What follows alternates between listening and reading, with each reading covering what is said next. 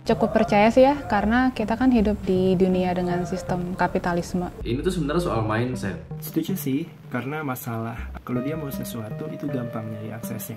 Sedangkan yang miskin ini, ya mereka lebih susah aja gitu secara akses. Banyak orang bilang, di zaman sekarang, hidup itu makin lama makin enak, makin nyaman, makin banyak teknologi, makin banyak inovasi. Tapi, faktanya, ini tuh nggak berlaku buat semua orang, terutama orang-orang kalangan menengah ke bawah. Kalau kita lihat dari data, dari tahun 1970 sampai dengan sekarang, pendapatan orang miskin itu cenderung stuck dan nggak ada perubahan. Sementara pendapatan orang kaya cenderung naik sampai dengan 3 kali lipat. Lo bisa lihat datanya sekarang ya, yang hijau itu orang kaya, yang merah itu orang menengah ke bawah. Perkembangan teknologi dan inovasi di beberapa aspek itu cuma ilusi. Kalau berbicara soal kemiskinan, kita kan nggak cuma ngomongin soal wah ini orang malas makanya miskin, atau orangnya kurang kerja keras, atau orangnya kurang akses dan lain sebagainya. Berbagai macam alasan lah, entah dari internal maupun eksternal. Tapi faktor kompleks ya kan yang bisa bikin orang entah kaya atau miskin. Dan ada satu hal yang menurut gue nggak boleh dilewatkan, yaitu adalah sejarah.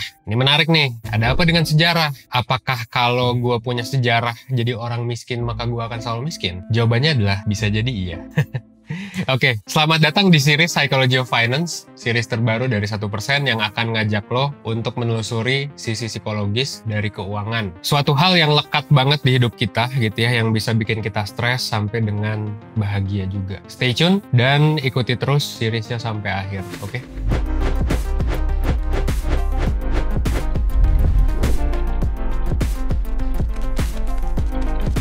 Welcome to Psychology of Finance.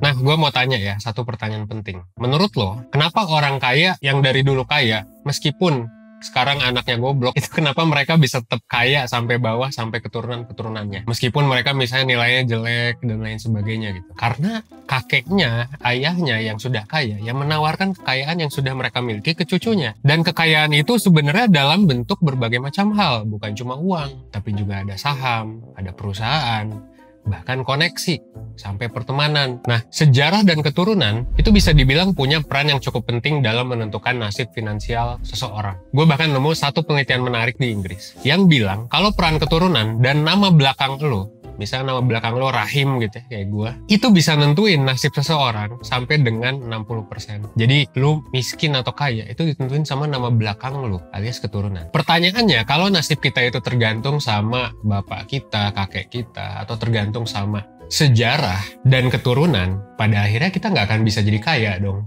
Nggak akan pernah dong bisa jadi masyarakat elit. Well, bisa dibilang betul. Betul, hampir betul. Gitu ya, dan sudah terjadi berulang kali seperti itu. Karena gini, balik lagi, orang kaya tidak hanya mewariskan uang atau koneksi gitu ya, banyak banget yang diwariskan, rumah dan lain sebagainya. Mereka juga mewariskan salah satu mindset, salah satu aspek psikologi yang cenderung nggak akan dimiliki oleh orang-orang kelas menengah ke bawah. Dan ini nggak dipelajari di sekolah juga. Apa itu? Itu adalah money script. Money script adalah kepercayaan dan mindset terhadap uang ya, yang lo pelajari dan diwariskan dari keluarga lo. Sadar ataupun enggak, mindset ini itu ngaruh banget ke perilaku dan keputusan yang kita ambil, terutama dalam hal keuangan. Lo nyadar nggak sih kalau orang miskin itu cenderung jarang beli barang yang sekali gede gitu, paling belinya sasetan. Padahal itu sebenarnya lebih mahal. Jadi memang mencari harga yang semurah-murahnya, bodo amat sama kualitas. Kelas menengah biasanya nggak apa-apa bayar mahal, yang penting kualitasnya tinggi. Apakah mereka akan beli luxury brand, kayak Hermes dan lain sebagainya? Mungkin akan beli buat pamer gitu, tapi nggak akan beli yang semahal itu. Makanya middle class mungkin cenderung sering pakai baju-baju yang ada logo gedenya. Tapi upper class, kalau lu lihat, Mark Zuckerberg, Bill Gates, dan lain sebagainya, lu mungkin mikir bahwa mereka tuh bajunya cuma 200 ribuan. Kelihatannya sih kayak brand-brand Giordano, Uniqlo gitu-gitu kan. Padahal sebenarnya harga baju mereka itu bisa ratusan bahkan ribuan dolar. Tapi nggak kelihatan. Tapi pasti nyaman banget dan itu hasil dari brand designer. Beda ya mindsetnya. Yang satu mungkin sehemat-hematnya, yang satu seberkualitas mungkin, gimana caranya uangnya worth it. Dan biasanya kalau OKB kan memang sering pamer gitu ya, middle class yang atau middle upper class. Kalau misalnya upper class lu lihat itu biasanya silent tapi mewah. Lu bisa ngelihat di jidat mereka bahwa oh ini orang upper class. Nah, pada intinya, kenapa kita bisa mengkotak-kotakan generalisasi seperti itu, meskipun tentu nggak semua ya. Seperti yang gue sering bilang, di psikologi nggak semua bisa digeneralisasi. Tapi pada intinya, di mana lo tumbuh, dalam situasi apa dan bersama siapa, itu ngebentuk mindset lo. Dan ini tuh ada pengaruhnya ke keuangan lo sekarang. Dan masalah tentang keuangan yang sekarang lo hadapi, itu bisa jadi dialami juga sama keluarga lo. Coba lihat deh ke orang tua lo, ke saudara-saudara lo, kalau sering banget ngabisin duit, biasanya juga cenderung sering minjem, biasanya juga cenderung sering nyusahin keluarga, dan jadi membuat kita terjebak di sandwich generation. Salah atau enggak, kita bahas nanti ya. Aku berusaha untuk menyisihkan buat dana darurat itu aja tuh kayak kadang tuh suka udah nggak masuk budget. Jujur yang susah itu adalah nabung. Misalkan aku bikin pos untuk makan itu 50%, tapi pada kenyataannya aku spend untuk makan itu di 60%, dan aku masih sering banget mentoleransi itu. Jadi gue itu start investasi duluan sebelum tabungan dan dana darurat gue tuh terkumpul. Ketika gue butuh, ya itu uang gak bisa gue tarik, sedangkan pokoknya lagi merah.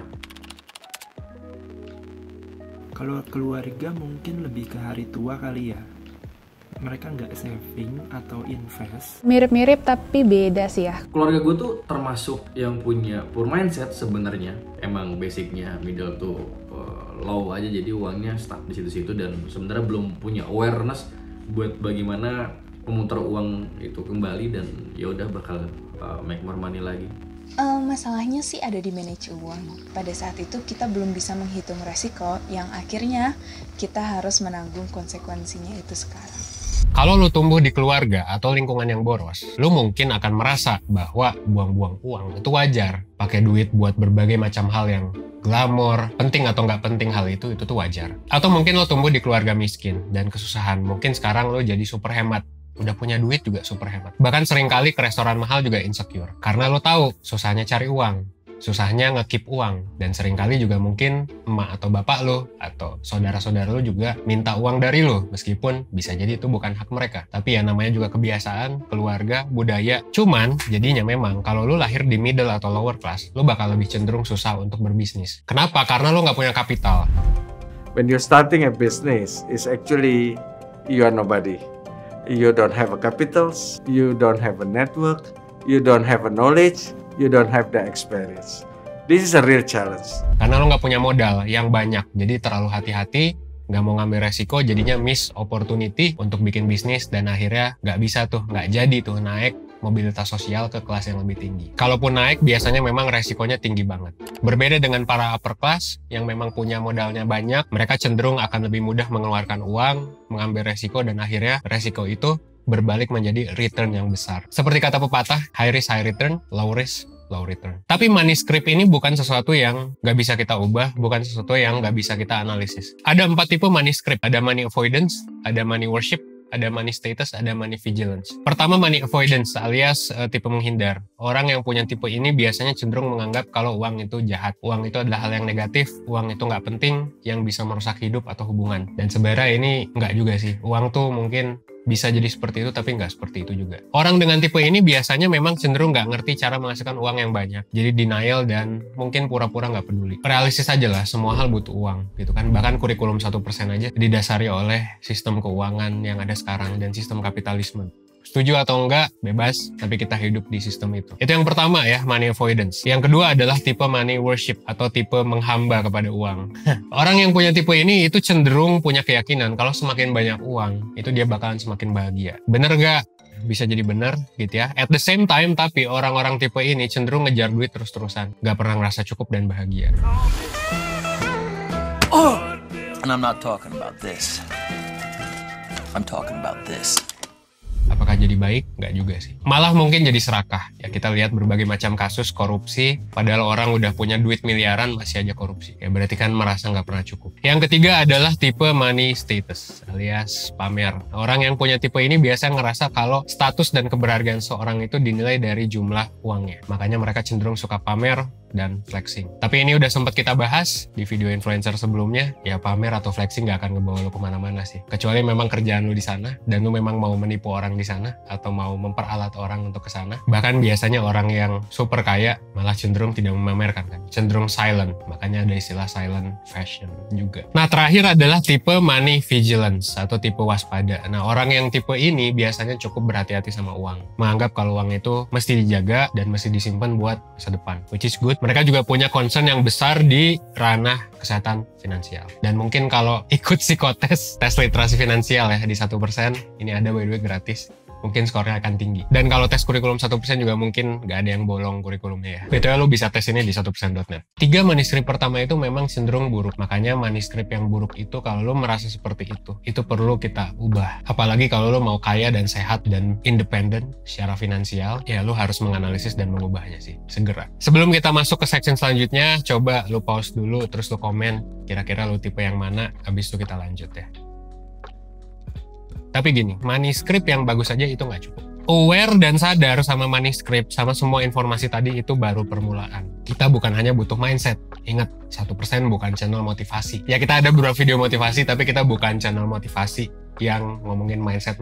Of course, kita juga perlu action yang pragmatis, action yang praktikal. Dan action ini bisa long lasting kalau misalnya dengan pendekatan psikologi. Mungkin lo mengenali banyak influencer di luar sana yang ngomongin soal keuangan, tapi 1% bakal ngasih point of view yang berbeda. Karena kita memang bukan hanya punya expertise di finance, kita punya konsultan keuangan juga by the way, tapi kita juga adalah sejak dulu memang expertise di mental health dan juga psikologi. Jadi simak sampai habis ya. Ngebahas tentang finansial, itu kan ngomongin soal perilaku manusia. Dan ini nggak cuma ngebahas soal ilmu investasi. Cara menabung atau cara berbisnis ala-ala influencer. Lo juga butuh yang namanya psikologi. Dalam psikologi, pikiran, perasaan, dan perilaku itu berjalan berbarengan. Itu 3P ya, atau ABC. Affective, Behavior, Cognitive. Kalau lu punya masalah di perilaku finansial, let's say lu susah nabung. Itu karena apa? Ya karena 3 hal tadi. Lu mesti benerin secara paralel. Dari mulai ubah pikiran, terus juga perasaan, lalu perilaku. Kehadiran ilmu psikologi di ranah finansial dan ekonomi sekarang udah banyak diterapkan di luar negeri. Bahkan ada disiplin ilmu yang muncul, dan gue juga dulu ngambil kelasnya pas kuliah. Itu adalah Behavioral Economics atau Behavioral Finance. Gue juga dulu ngambil psikologi ekonomi, dan ilmu ini penting banget sebenarnya. Bahkan intervensi psikologi, kayak misalnya kognitif behavioral terapi, ini tuh udah mulai dipraktekin di dunia finance, dan ini juga ngebantu orang-orang yang punya masalah keuangan. Nah pertanyaannya, cara praktis apa yang bisa kita lakuin selain mindset tadi? Gimana psikologi bisa ngebantu? Solusinya sederhana. Menurut gue, yang pertama bisa dilakuin adalah aware. Which sekarang lo mungkin udah sedikit banyak aware. Aware sama manuskrip lo, aware sama cash flow lo, aware sama keinginan dan kebutuhan lo. Karena orang high income itu juga bisa balik miskin lagi kalau nggak aware sama spending dan behaviornya. Kita juga sempat beberapa kali menangani konsultasi keuangan yang memang orangnya high income tapi boros juga, dan akhirnya datang ke 1% untuk gimana caranya biar nggak boros. Dan ini terjadi juga di video kita sebelumnya. Kita sempat bahas tentang atlet, kita sempat bahas tentang influencer yang lagi-lagi kebanyakan juga nggak seglamor yang kelihatannya. Kenapa? Ya karena manuskrip, kagak investasi, boros, kagak bikin aset yang sustain, dan lain sebagainya. Kalau mau gampang, awareness tentang spending ini juga bisa lo terapin lewat kurikulum 1%. Lo bisa identifikasi sebenarnya sekarang tuh lo lagi di level berapa. Lo bisa sesuaiin spending lo sama level lo sekarang. Misal lo ada di level 1, struggling sama cash flow, ya jangan mikir untuk beli iPhone dulu. Jangan mikir untuk kebutuhan tersier dulu. Kayak misal liburan dan lain sebagainya. Penuhi dulu level 1 dan 2-nya. Ya, mulai dari dana darurat, asuransi, bayar BPJS-nya ya minimal. Dan juga tingkatin income-nya biar lu bisa high income. Baru abis itu mikirin level 3, level 4. Of course, gak ada yang salah dengan istirahat. Tapi lu mesti mikir lebih banyak di level 1 dan 2. Penjelasan lebih lengkap tentang kurikulum 1% sebenarnya udah gua taruh di description box. Silakan abis ini lu bisa analisis lebih lanjut. Bahkan kita juga punya psikotes yang tadi gue bilang, ya silakan ke 1%.net. Jadi pertanyaan $1 juta adalah apakah orang yang miskin akan selalu miskin? Bisa dibilang iya, bahkan kebanyakan seperti itu. Apalagi kalau orangnya kagak berubah. Tapi di zaman informasi dan teknologi seperti sekarang, meskipun tadi gue bilang bahwa di kapitalisme ini income tuh nggak naik, ilusi gitu ya. Buat 60% di bawah terutama. Tapi kita nggak bisa pungkiri bahwa kapitalisme ini menghasilkan inovasi, menghasilkan 1% seperti sekarang, dan menghasilkan banyak hal yang bisa kita manfaatkan. Informasi bisa lebih mudah kita dapetin, dan seenggaknya kita bisa belajar hal-hal yang nggak kita pelajari di sekolah. Di 1% ini, salah satunya, untuk mengubah manuskrip dan perilaku. Karena mobilitas sosial itu bukan hal yang nggak mungkin. Jadi sejarah itu harusnya bisa didobrak. sejak zaman ini. Lu bisa jadi pionir di keluarga lu ya. Lu bisa jadi generasi awal yang punya manuskrip yang bagus dan lu bisa mewariskannya ke anak-anak lu biar manuskripnya bagus juga. Seperti orang kaya. Dan at the end of the day, jangan sampai lu stuck baik secara mindset ataupun perilaku. Lu bisa memulainya dengan belajar Psychology of Finance dan ya terapin ke kehidupan lu. By the way, buat lo yang mau belajar tentang personal finance secara gratis, gue udah nyediain juga worksheet-nya. Jangan lupa juga kita udah punya psikotest tadi. Dan jangan lupa untuk simak terus series ini karena kita bakal nyediain ini di playlist di YouTube channel 1%, dan ini bakal muncul sampai bulan-bulan ke depan. Oke, jadi sebagai penutup di seri Psychology of Finance episode pertama ini, gue pengen nanya sih. Jadi setelah lo nonton ini, apa nih rencana yang bakal lo lakuin? Silakan mungkin bisa tulis action plan-nya biar orang bisa terinspirasi. Gue seneng banget sih sama comment section di video kemarin yang ngomongin soal hidup di Indonesia atau di luar negeri. Itu beneran comment section-nya udah kerasa kayak nonton video. Daging banget cuy. Dan gue harap itu bisa terulang di video kali ini. Jadi silakan kalau lo punya action plan atau lo punya opini yang berbeda atau yang sama tentang video ini, langsung aja ke comment section ya. Akhir kata, semoga kita semua bisa mencapai financial independence atau mungkin bisa mencapai tujuan kita masing-masing ya. Seperti biasa, gue Evan 1%, well, thanks.